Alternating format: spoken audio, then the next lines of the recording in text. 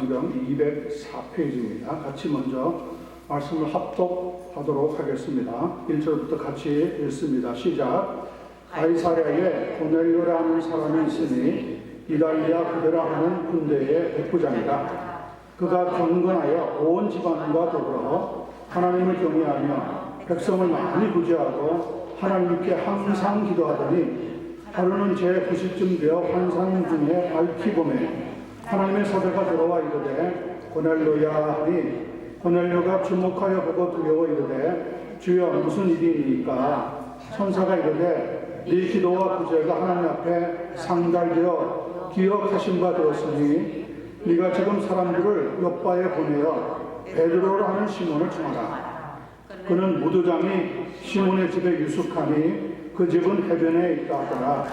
마침 말하던 천사가 떠나매 고넬료가 집안 하인 둘과 그와 가운데 경건한 사람 하나를 불러 이 일을 다 이루고 요바로 보내니라. 아멘. 한번 따라하십시다. 복받은 고넬료의 가정. 복받은 고넬료의 가정. 오늘 본문에 보니까 하나님의 복을 받은 고넬료라고 하는 사람과 그 가정에 대한 말씀이 소개되고 있습니다. 이 말씀대로 하나님께서 우리의 가정에도 똑같은 은혜를 더하여 주시게 되기를 간절히 소원합니다. 아멘. 스웨덴의 국민 화가로 불리우는 카를 라르손이라고 하는 사람이 그린 큰 나무 아래서의 아침 식사라고 하는 유명한 그림이 있습니다. 1896년에 그렸다고 합니다.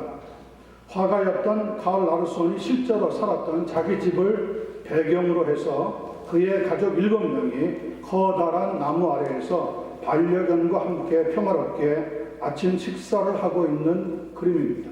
한번 넘겨볼까요? 예, 이 그림입니다. 혹시 보셨는지도 모르겠습니다. 보면은 가족들이 모여서 아침에 지금 아주 평화롭게 식사하고 있는 단출하지만 행복해 보이는 그림입니다. 가족을 몹시 사랑했던 라르손이라고 하는 사람은 자신의 가족 생활을 그림에 담아서 나중에 나의 가정이라고 하는 책도 펴냈는데 전쟁에 나간 군인들이 성경과 함께 이 책을 읽으면서 나도 언젠가 행복한 가족의 품으로 돌아갈 수 있을까야 라고 하면서 적지 않은 위안을 받았다고 합니다. 이 그림에 나타나고 있는 행복한 가정의 특징 3가지가 보여지고 있는데 첫째는 가족들이 모였다. 두 번째는 그 가족들이 서로 신뢰하는 관계랍니다. 더 나아가서 세 번째, 이 가정의 가족들은 한 사람 한 사람이 서로를 사랑하는 관계였다. 자기 혼자서는 누구도 행복한 가정을 이룰 수 없습니다. 또 사람의 노력만으로 행복한 가정을 꿈꿀 수도 없습니다. 전능하신 하나님의 돌보심과 지켜주심이 있어야지만 이루어지는 줄로 믿습니다. 오늘 우리는 본문을 통하여 하나님의 복을 받은 이 고넬료의 가정을 살펴볼 때 함께 귀한 은혜를 허락해 주시는 하나님의 역사가 있기를 간절히 소원합니다. 1절과 2절 말씀 보겠습니다. 가이사랴에 고넬료라 하는 사람이 있으니 이달리아 부대라 하는 군대의 백부장이라. 그가 경건하여 온 집안과 더불어 하나님을 경외하며 백성을 많이 구제하고 하나님께 항상 기도하더라. 먼저 고넬료가 어떠한 사람인지 오늘 성경 본문에 보니까 5가지로 소개하고 있습니다. 첫 번째, 그는 어디에 살았어요? 가이사랴에 살던 사람이었어요. 두 번째, 그는 이달리아 부대라고 하는 군대의 백부장이었습니다. 세 번째는 그가 경건하여 온 집안과 더불어 하나님을 경외하던 사람이었습니다. 네 번째는 그리고 그는 백성도 많이 구제하던 사람입니다. 그리고 5번째, 그는 항상 하나님께 기도하는 사람이었다고 소개하고 있습니다. 여러분, 행복한 가정을 이루는 데 있어서 아주 중요한 말씀들이 오늘 본문에 하나씩 소개되고 있는데 이 말씀들을 잘 우리의 가정에도 적용해서 우리 가정 역시 행복한 가족이 될 수 있는 그러한 꿈을 완성시킬 수 있게 되기를 간절히 소원합니다. 아멘. 가이사랴라고 하는 것은 이스라엘 보면 북서쪽에 있는 곳인데 예수님께서 공생애 중에 제자들과 함께 들렸던 곳이기도 합니다. 그때 예수님은 제자들에게 두 가지 질문을 던집니다. 첫 번째, 사람들이 인자를 누구라고 하느냐? Who do people say the Son of Man is? 사람들이 나를 무엇라고 하느냐? 그러자 더러는 세례요한, 더러는 엘리야, 어떤 이는 예레미야나 선지자 중에 한 사람이라고 합니다. 그 대답을 듣고 나서 예수님은 이렇게 물어봅니다. 그래, 그렇다면 너희는 나를 누구라고 하느냐? Who do you say I am? 사람들이 밖에서 하는 이야기 말고 너희들, 다시 말하면 나의 가족이 된, 너희 가족된 나의 제자들아, 너희가 나를 보니까 내가 어떤 사람이라고 여겨지느냐?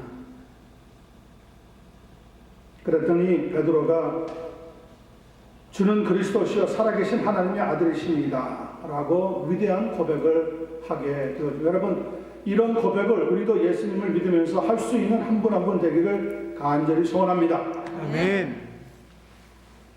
그런 위대한 고백이 있었던 것이 바로 가이사랴의 빌립보라고 하는 지역이었다는 거죠. 두 번째, 고넬료가 이달리아 부대라고 하는 군대의 백부장이라고 하는 것, 사실은 그가 직업이 무엇다는 겁니까? 그의 직업이 군인이었다는 거예요, 군인. 자, 그런데 제가 중요한 것은 세 번째, 고넬료가 경건하여서 온 집안과 더불어 하나님을 경외하던 사람이었다고 하는 사실입니다. 이게 오늘 1절과 2절에서 핵심되는 부분입니다. 많은 사람들이 군인은 믿음 생활하기가 어렵다고 합니다. 군인들에게도 물어보면 실제로 믿음 생활하기가 쉽지 않다고 합니다. 그런데 고넬료는 장교입니다. 백부장이니까 자기 수하에 군사가 100명이나 거느리고 있는 사람이에요. 자기 자신만 하나님을 믿은 것이 아니라 여기에 보면 온 집안이 함께 하나님을 믿었더라 성경이 기록하고 있습니다. 군인이라고 하는 특성상 하나님을 믿으며 경건하게 살 수 있는 조건에 놓여 있는 것이 아니라는 것은 누구나 다 압니다. 그런데도 불구하고 고넬료는 오늘 성경에 보니까 경건한 사람이었고 또 하나님을 경외했다고 밝히고 있다는 거죠. 그러니까 내가 직업이 무엇이니까 하나님 믿기가 힘들다, 지금 교회 가기가 어렵다 라고 하는 것은 어떤 정도의 이해는 할 수 있지만 사실은 핑계라는 거예요. 그의 마음에 하나님을 경외하는 마음이 생기니까 경건하게 하나님을 믿는 삶으로 이어지게 되더라는 거예요. 유대인이 아니라 이방인이었고요. 일반 시민이 아니라 직업 군인이었습니다. 그런데도 불구하고 그는 하나님을 믿는, 경건하면서도 하나님을 경외하는 사람으로 온 가정의 식구들에게 영향을 미쳤다는 거예요. 더 감동을 받는 것은 온 집안과 더불어라고 하는 단어. 온 집안과 더불어. 고넬료의 가족 모두, 그러니까 그의 아내와 그의 자녀들까지도 하나님을 섬기면서 경건하게 살았다고 하는 의미입니다. 우리 주변의 가정들을 보면 부모님은 잘 믿는데 자녀들이 잘 믿지 않는 경우가 많고요. 남편은 잘 믿는데 부인이 잘 믿지 못하든지, 부인은 잘 믿는데 남편은 잘 믿지 못하는 그런 경우가 많이 있습니다. 그런데 오늘 보니까 정말 행복한 가정, 하나님의 복을 받은 가정, 고넬료의 가정을 보니까 고넬료와 함께 온 가정이, 온 집안이 더불어 하나님을 잘 섬겼다는 거예요. 여러분, 이런 축복이 여러분의 가정에도 임할 수 있기를 간절히 축원합니다. 그런 점에서 고넬료라고 하는 사람은 우리에게 믿음으로 도전하는 사람입니다. 저는 여기서 시편 127편 3절로부터 5절 말씀이 기억이 납니다. 보라, 자식들은 여호와의 기업이요 태의 열매는 그의 상급이로다. 젊은 자의 자식은 장사의 수중의 화살 같으니 이것이 그의 화살통에 가득한 자는 복되도다. 그들이 성문에서 그들의 원수와 담판할 때에 수치를 당하지 아니하리로다. 성경에서 가르치고 있는 행복한 가정이라고 하는 것은 가족 모두가 한 마음으로 하나님을 믿고 경외하며 경건하게 사는 가정을 말하는 겁니다. 물론 우리 가족 중에 예수님을 믿지 않는 사람이 있을 수 있습니다. 또 말로는 하나님을 믿는다고 하면서도 온전히 믿지 않는 사람이 있을 수도 있습니다. 주일을 지키지 않아도 예배를 드리지 못해도 전혀 마음에 거리낌이 없다고 말하는 사람들도 혹 가다 보면 있단 말이죠. 그런 사람이 혹시 여러분의 아들일지 딸일지 저는 모릅니다. 그러나 하나님은 아십니다. 그런 사람이 혹시 여러분의 동생이나 형일지 누나이거나 언니일지 저는 모릅니다. 그러나 하나님은 아십니다. 그런 사람이 혹시 여러분의 남편일지 아내일지 저는 모릅니다. 그러나 하나님은 아십니다. 그런 사람이 혹시 여러분의 아버지일지 어머니일지 저는 모릅니다. 그러나 하나님은 아십니다. 그렇다면 우리는 하나님께 기도해야 하지 않겠습니까? 고넬료의 가족이 처음부터 잘 믿었겠습니까? 그렇지 않습니다. 아버지와 남편이었던 고넬료가 먼저 믿었던 것 같습니다. 그리고 가족들에게 이제부터 우리도 하나님을 믿는 가정이 되자 권면하고 설득을 했을 것 같아요. 물론 처음에는 가족들 중에 일부가 반발도 했겠죠. 거부하는 사람도 있었을 겁니다. 왜 갑자기 지금 와서 로마 황제를 믿어야 되는데 우리가 로마 황제를 신이라고 믿고 따라가야 되는데 갑자기 예수님을 믿고 하나님을 믿어야 된다고 설득합니까? 이해가 안 됩니다. 라고 반발하는 사람도 틀림없이 있었을 겁니다. 그런데도 불구하고 고넬료는 계속 기도하면서 가족들을 권면하고 또 설득해 나갔을 겁니다. 왜냐하면 나중에 보니까 그의 집에 거하는 모든 사람이 하나님을 믿고 경건하게 되었더라고 말하고 있기 때문에 그렇습니다. 제가 처음에 예수님을 믿고 나서 교회에 나가서 예배를 드리게 되었는데 참 부러운 것이 하나 있더라고요. 제 앞줄에 어느 집사님 4분이 앉았는데 그 옆에 자녀분들이 쪼르륵 같이 앉아요. 가족이 다 나와서 예배를 드리면 하나님을 섬기는데 야, 뒤에 우두커니 혼자 앉아 있으면서 얼마나 부러운지요. 그래서 하나님 앞에 기도했어요. 몇 년을 기도했겠어요? 자그마치 3년을 기도했어요. 기도요. 하나님, 우리 부모님들 꼭 예수님 믿게 해주세요. 우리 동생들 꼭 예수님 믿게 해주세요. 그리고 3년 만에 우리 형제들이 먼저 믿었습니다. 그리고 나서 저희 어머니가 믿으시고 천국에 가시고 저희 아버님이 믿으시고 이제 교회를 정말 신실하게 섬기는 축복을 허락해 주셨습니다. 여러분, 기도는 공짜가 없습니다. 하나님 앞에 기도하면 반드시 그 기도는 응답받게 되는 줄로 믿습니다. 아멘. 얼마나 행복하고 감사한 것이 모든 식구들이 다 예수님을 같이 믿고 교회를 나가서 예배드리며 사는 가정이 되었다는 것. 이것은 정말 기적 중의 기적이 아닐 수가 없습니다. 이 기적을 이루신 하나님을 찬양합니다. 아멘. 우리 모두의 가정도 믿음으로 하나가 되어서 온 가족이 하나님을 경건하게 섬길 수 있는 그런 축복이 넘치게 되기를 우리 주님 예수님의 이름으로 간절히 축원합니다. 아멘. 자, 3절로부터 6절 말씀 보겠습니다. 핵심적인 말씀이 들어있는 부분입니다. 하루는 제9시쯤 되어 환상 중에 밝히 봄에 하나님의 사자가 들어와 이르되 고넬료야 하니 고넬료가 주목하여 보고 두려워 이르되 주여 무슨 일이니까? 천사가 이르되 네 기도와 구제가 하나님 앞에 상달되어 어떻게 되었다고요? 기억하신 바 되었으니. 거기에서 끝나지 않아요. 그 다음에 할 일을 소개하고 있습니다. 무엇을 하라는 거죠? 5절입니다. 네가 지금 사람들을 욥바에 보내어 베드로라는 시몬을 청하라. 그는 무두장이 시몬의 집에 유속하니 그 집은 해변에 있다 하더라. 욥바라고 하는 것이나 가이사랴라고 하는 것이나 다 해안을 끼고 있는 도시라는 것을 우리는 미리 알 수가 있어요. 고넬료는 항상 하나님께 기도하던 사람이었다고 했는데 어느 날 제 9시 시간에, 지금은 말하자면 오후 3시죠. 오후 3시가 이 사람은 기도하는 시간이었어요. 오후 3시쯤에 기도하고 있는데 하나님의 천사가 들어와서 그의 이름을 부르는 겁니다. 고넬료야. 깜짝 놀라는 거죠. 그런데 그 천사가 고넬료에게 그렇게 이야기합니다. 네 기도와 구제가 하나님 앞에 상달되어 기억하신 바 되었으니 네가 지금 사람들을 욥바로 보내어 베드로라는 시몬을 청하라.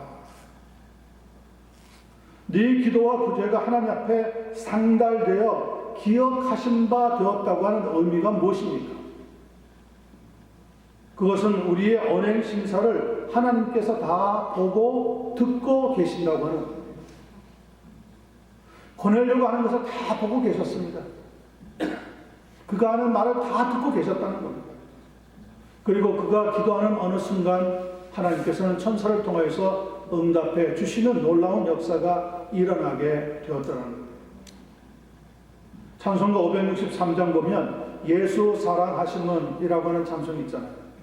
거기 3절 가사에 이런 내용이 나옵니다. 내가 연약할수록 더욱 귀히 여기사 높은 보좌 위에서 낮은 나를 보시네. 날 사랑하심, 날 사랑하심, 날 사랑하심 어디에 쓰였어요? 성경에 쓰였어요.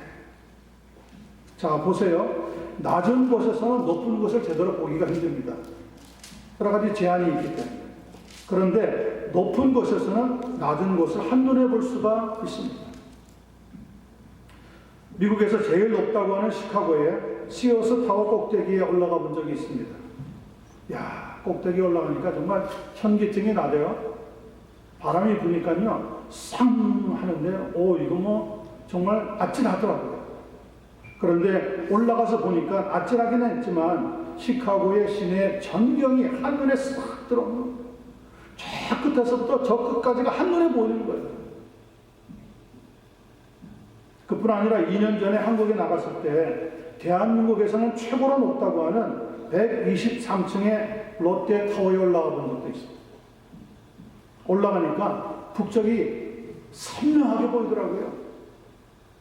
거짓말만큼 보태서 날씨가 좋은 날에는요, 저기 남해에 있는 일본의 대마도가 보인답니다. 믿든지 말든지 이건 여러분의 자유예요. 그 정도로 높이 올라가면 낮은 곳에서 한계가 있어서 보지 못하는 것들이 눈에 들어온단 말이에요. 고넬료가 기도하고 구제하는 것 사람들은 몰랐어요. 그런데 하나님은 보고 알고 계시더라고요. 그리고 그의 기도에 하나님의 놀라운 응답의 역사가 어느 날 찾아오게 되었다는 것이 중요한 거죠. 고넬료가 백성을 많이 구제했다고 하는 말은 어려운 이웃을 돕고 선을 많이 베풀었다고 하는 말과 같습니다.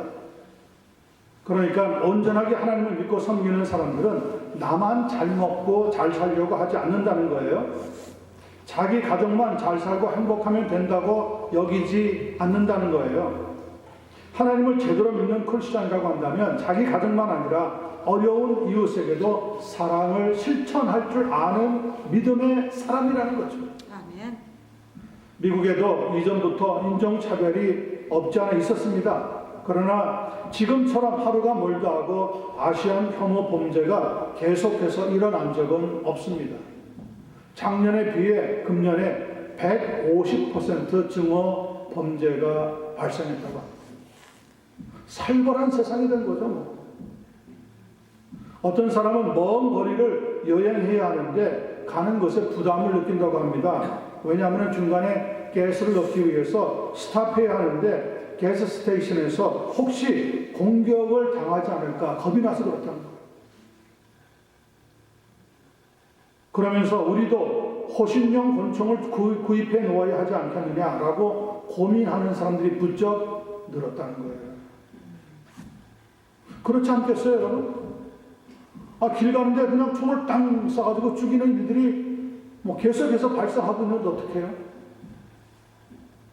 아틀란타에서, 필라델피아에서, 뉴욕에서, 시카고에서, 샌프란시스코에서, LA에서 지금 미국 도처에서 이런 혐오 범죄 사건이 일어나고 있단 말이에요. 이민의 나라 미국이 그 삶의 터전이 지금 마구 흔들리고 있습니다. 아니, 청교도의 정신으로 세워진 나라라고 하는데 청교도 정신은 이제 어디론가 실종해버리고 없어요. 사람들이 이제는 막 서로를 적대하는 세상이 되어가고 있단 말이죠. 교육자로서 그의 일생 유명세를 떨쳤던 페스텔로치라고 하는 사람이 이런 사회적인 문제에 대해서 말씀을 이렇게 하고 있습니다. 한 나라의 부가, 한 나라가 정말 부유하고 강한 나라이냐 아니냐, 그 나라에서 가장 연약한 사람들이 노약자와 어린이, 그리고 장애인과 극빈자가 얼마나 인격적인 대접을 받고 살고 있느냐에 달려 있다. 저는 동의합니다. 힘없는 사람들이 보호받을 수 있는 나라가 정말 좋은 나라인 거죠. 미국이 이전에 그렇게 했단 말이에요. 지금은 어떻습니까? 지금은 go your home, go to your country. 지금은 막 서로를 적대하면서 총을 쏘면서 때리기도 하면서 백인과 흑인의 문제만이 아닙니다. 이제는 우리까지 포함되어 있어 지금 인종차별 범죄가 계속해서 발생하고 있는데 이게 언제 끝날지 모른다는 거예요. 만약에 어떤 사회에서 남녀노소 혹은 빈부귀천, 인종 혐오 등에 대해서 사람을 차별하는 그런 사회라면 그 사회의 기초는 이미 흔들리고 깨어졌다고 밖에 볼 수 없습니다. 여러분, 미국의 영적 부흥을 위해서 기도해 주시기를 간절히 부탁을 드립니다. 그런데 저의 흥미를 끄는 것은 5절과 6절입니다. 천사가 고넬료에게 이렇게 이야기합니다. 네가 지금 사람들을 욥바에 보내어 베드로라 하는 시몬을 청하라. 그는 무두장이 시몬의 집에 유숙하니 그 집은 해변에 있다 하더라. 그러니까 마침 베드로 사도가 욥바에 이르러 두부 장사가 아니라 무두장이 곧 가죽을 잘 다루는 기술자 시몬의 집에 머물고 있었다는 겁니다. 가이사랴에서 욥바까지는 약 25마일 정도, 그리고 걸어가서는 6시간에서 8시간 정도 걸리는 거리가. 지금 베드로는 복음을 전하다가 욥바에까지 오게 된 겁니다. 이 부분에 대해서는 조금 이따 세 번째 부분인 7절과 8절 말씀 함께 살펴보도록 할 것입니다. 여하간에 예수님께서는 모든 계명 중에 가장 크고 첫째 되는 계명과 함께 둘째 계명을 자세히 말씀해 주신 적이 있습니다. 마태복음 22장 37절로부터 39절에 기록되어 있습니다. 네 마음을 다하고 목숨을 다하고 뜻을 다하여 주 너희 하나님을 사랑하라 하셨으니 이것이 크고 첫째 되는 계명이요 둘째도 그와 같으니 어떤 겁니까? 네 이웃을 네 자신같이 사랑하라. 고넬료는 이웃을 사랑하는 사람이었어요. 믿음을 실천하는 사람이었어요. 그 고넬료의 가정에 하나님이 복을 허락해 주셨다는 거죠. 요한일서 4장 20절은 하나님을 사랑한다고 말하면서도 이웃을 사랑하지 않는다면 그는 거짓말하는 사람이라고 못박아 말씀하고 있어요. 성도 여러분, 현재 미국은 안타깝지만 영적 부흥을 일으켰던 대각성 운동의 시대에서부터 영적 어두움을 행하면서 점차 믿음의 터가 흔들리는 시대로 들어가고 있다는 것을 각성하고 바라보시기 바랍니다. 시편 11편 3절의 말씀입니다. 터가 무너지면 의인이 무엇을 할꼬? When the foundations are being destroyed, what can the righteous do? 이 세상의 터가, 사람이 살아가는 기본적인 터가 흔들리면 어떻게 사느냐는 거예요. 여러분, 지진이 오면은 기둥이 막 흔들리잖아요. 그러다가 기둥이 넘어지면서 그 집 전체나 건물이 깨어지면 그 안에 살 수가 없잖아요. 지금 미국이 그런 입장에 처하고 있다는 거예요. 믿음으로 행복한 가정을 이루었던 이 미국에 하나님께서 다시 한번 기회를 주셔서 이곳에 거주하고 있는 모든 사람들과 우리 자녀들, 우리의 2세, 3세 자녀들까지도 행복한 가정을 다시 이루고 살아갈 수 있도록 기도할 수 있는 여러분과 제가 되기를 예수님의 이름으로 간절히 축원합니다. 마지막 7절과 8절 말씀 보십시다. 마침 말하던 천사가 떠나매 고넬료가 집안 하인 둘과 부하 가운데 경건한 사람 하나를 불러, 그러니까 세 사람입니다. 세 사람은 증인의 숫자들이죠. 세 사람을 지금 보내는 겁니다. 이 일을 다 이루고 욥바로 보내니라. 베드로가 있는 욥바로 보내어서 속히 이 가이사랴로 내려와 달라고 부탁을 하라고 했다는 거예요. 분명히 우리는 앞쪽에서 베드로 사도에 대해서 언급을 했습니다. 바울 사도가 이방인의 사도라고 했다면 베드로는 유대인의 사도였습니다. 그러니까 그는 유대인의 색깔을 크게 벗어날 수가 없었더라는 거죠. 민족적으로 핏줄로 혈통으로 그는 유대 사람이었어요. 그러니까 이방인 고넬료가 베드로 사도와 만날 가능성은 거의 없었다는 것을 염두에 두셔야 합니다. 그런데 그 두 사람 사이에 누가 개입하셨습니까? 하나님이 개입하셨습니다. 여러분, 하나님이 개입하시면 틀어졌던 관계도 다시 붙어지게 될 줄로 믿습니다. 아멘. 어려웠던 관계도 행복한 관계가 맺어지게 될 줄로 믿습니다. 아멘. 그런데 가만히 있으면 관계가 맺어지나요?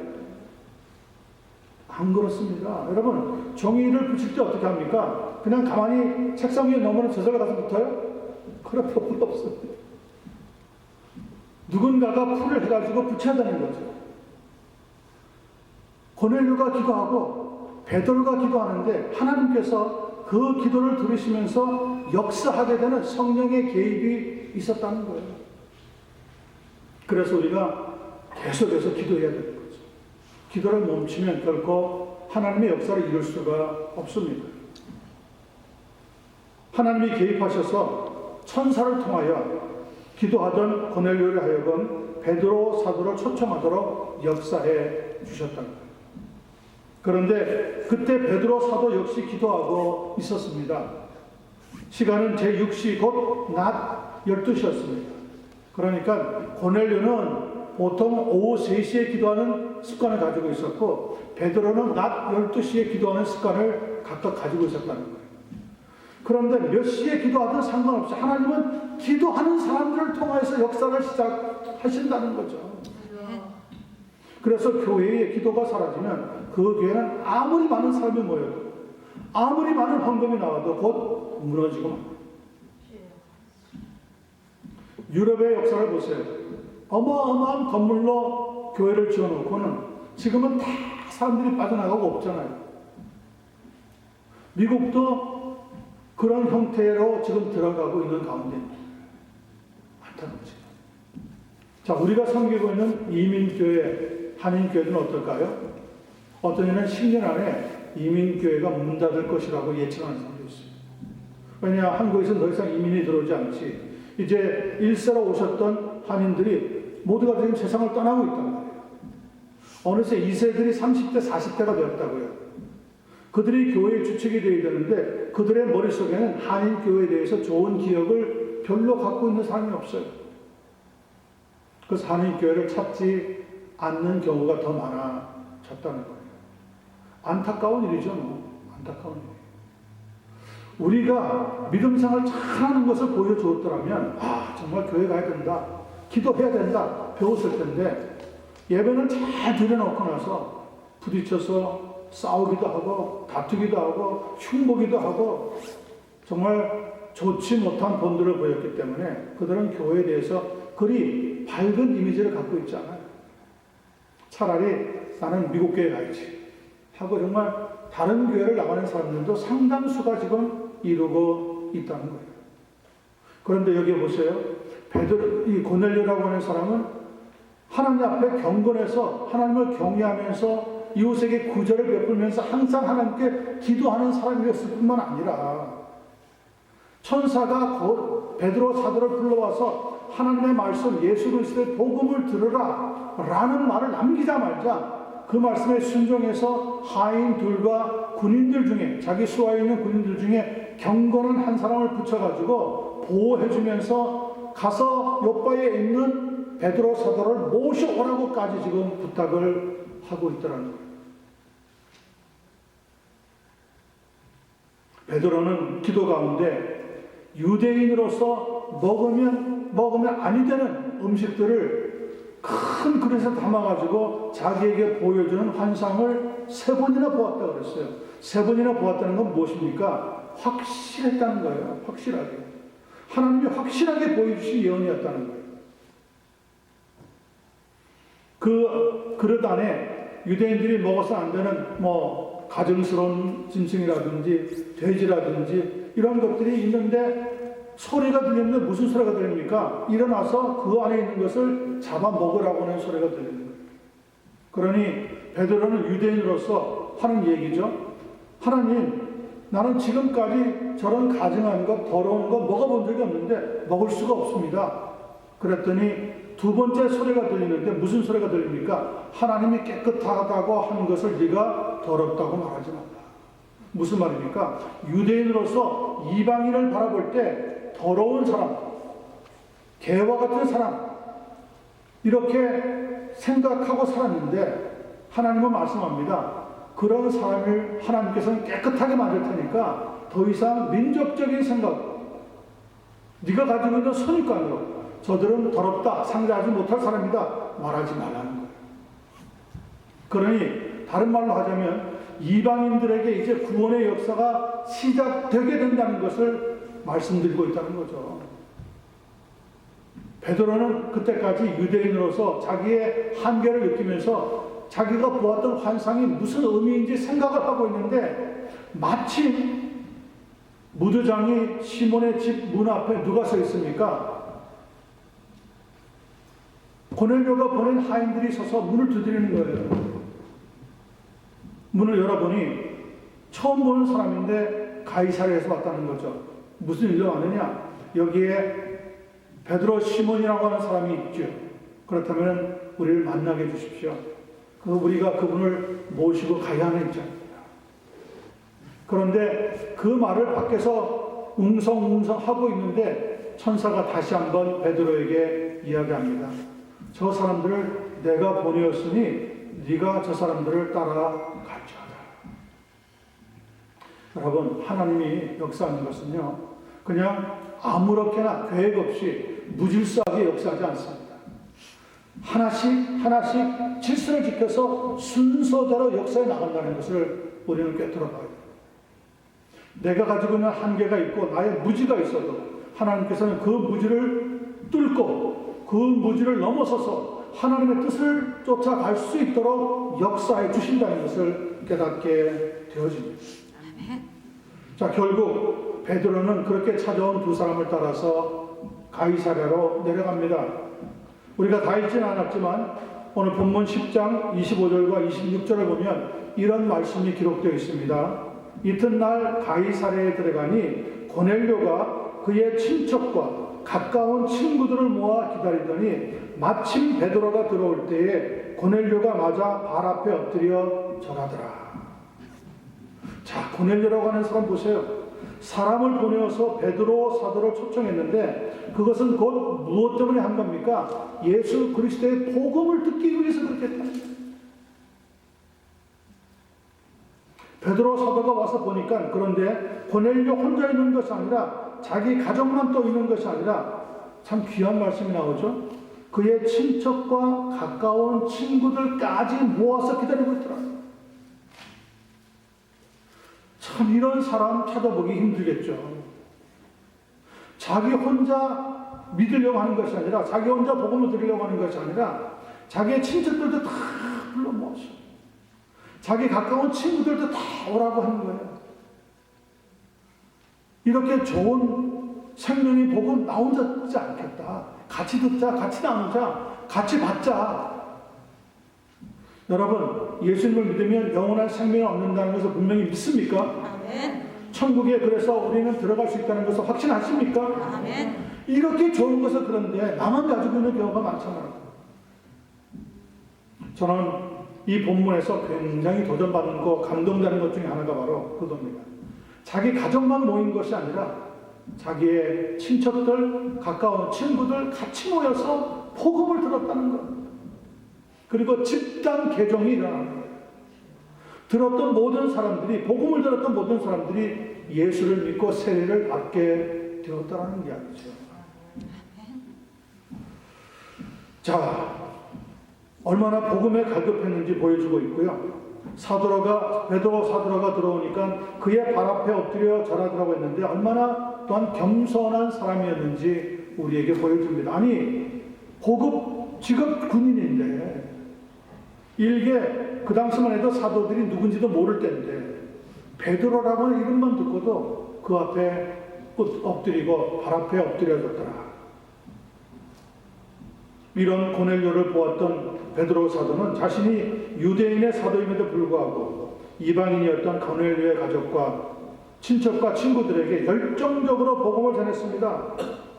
복음을 전하면서 예수 그리스도를 믿는 사람들은 다 그분의 이름을 힘입어 죄사함을 받는다고 말씀하는 그 순간 성경에 보니까 성령께서 모든 사람에게 임하더라.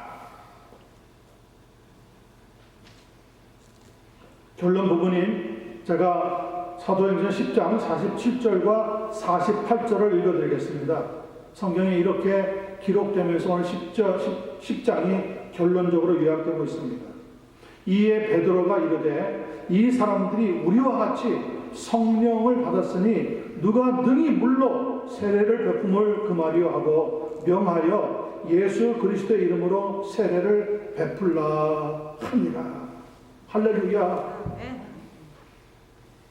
그 말은 하나님께서 고넬료의 가정에 복을 주셨다고 하는 말입니다. 그리고 모든 가족들이 구원을 받게 되었다고 하는 것이죠. 그리고 고넬료의 가정에서부터 이방 선교가 시작이 된 겁니다. 나중에는 당시 세계의 중심이라고 불렸던 로마에 복음이 전파되고 주변 세계에까지 복음이 전파되는 귀한 통로로 쓰임을 받게 되었던 겁니다. 오늘 저는 본문의 핵심적인 교훈을 말씀드립니다. 고넬료와 같은 사람도 뭘 듣지 않으면 영생을 얻을 수 없어요? 십자가의 복음을 듣지 않으면 영생을 얻을 수 없다는 거예요. 하나님을 믿는다고 말할 수는 있어요. 구제도 열심히 할 수 있어요.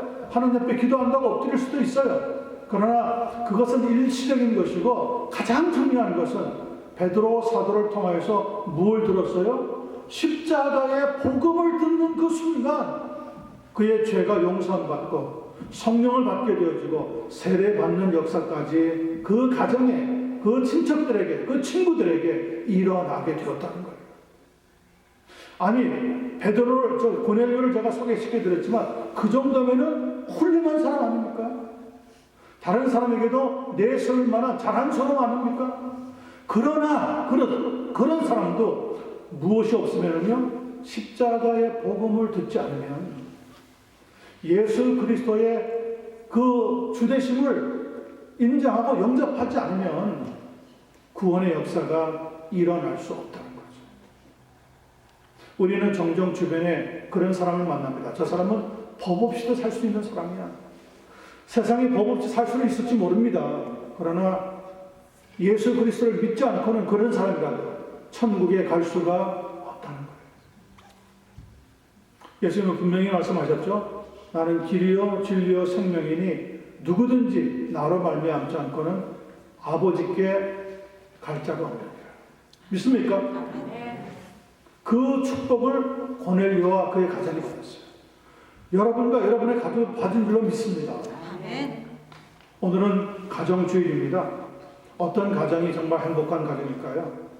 모든 가족이 다 함께 예수님을 믿고 하나님을 경건하게 섬기는 가정이 복을 받은 가정이랍니다.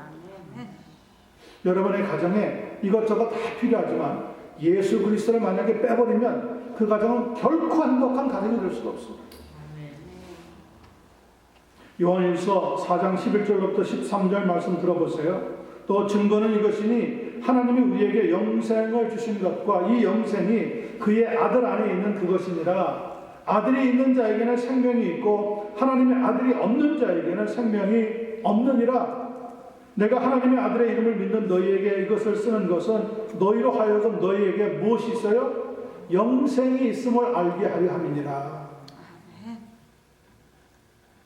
그래서 천국에 가면 예수님을 믿었던 고넬료의 가족, 그리고 그의 친척, 그리고 그의 친구들을 아마 다 만나게 될 겁니다. 여러분, 성도의 소망은 어디에 있습니까? 천국에 있습니다. 나이가 젊어서 혹은 나이가 들어서 세상을 떠나더라도 여러분, 그것 자체를 놓고는 비극이라고 말하지 않습니다. 왜냐하면 예수를 믿는 모든 사람은 어디에 들어갑니까? 천국에 들어가는 줄로 확신합니다. 아멘. 그런데 그것을 들어가지 못하는 것은 비극이지. 그 비극이죠. 여러분의 사랑하는 가족들 가운데 혹은 친구나 친척들 가운데 여러분 함께 천국에 들어가지 못하는 사람이 있다면 그 비극입니다. 비극. 우리 모두가 가야 할 천국이 소망이라면 우리 가정의 식구들, 우리의 친척들, 우리의 친구들도 다 함께 가야 하지 않겠습니까? 오늘은 고넬료의 가정이 구원받는 것을 살펴보았습니다. 우리 가정에도 성령께서 역사하셔서 결국은 복음을 듣고 믿음으로 사는 그런 행복한 가정 만들어 나갈 수 있는 은혜 주시기를 예수님의 이름으로 간절히 축원합니다. 축원합니다. 기도하겠습니다.